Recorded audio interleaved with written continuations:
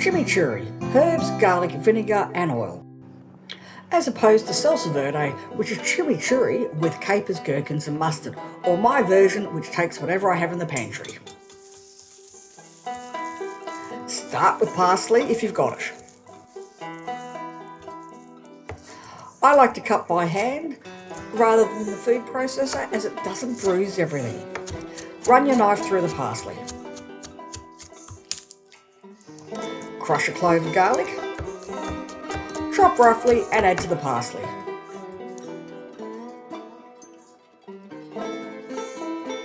I'm using green olives here, first squashing to remove the pit.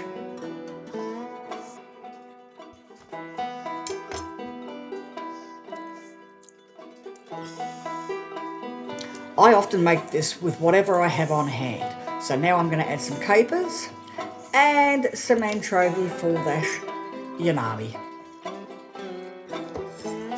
And because I have them in the fridge. Chop well.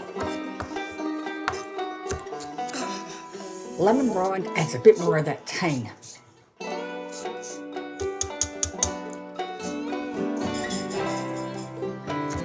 Chop the rind through.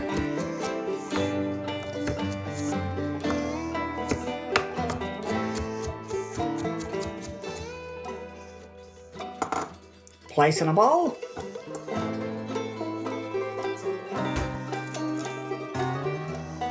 Add a little bit of oil. Some mustard for creaminess. And I'm using some truffle mustard for that extra hit.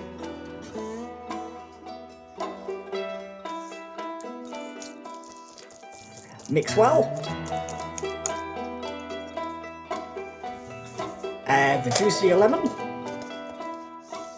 A little bit at a time, you need to taste in between. The all-important taste.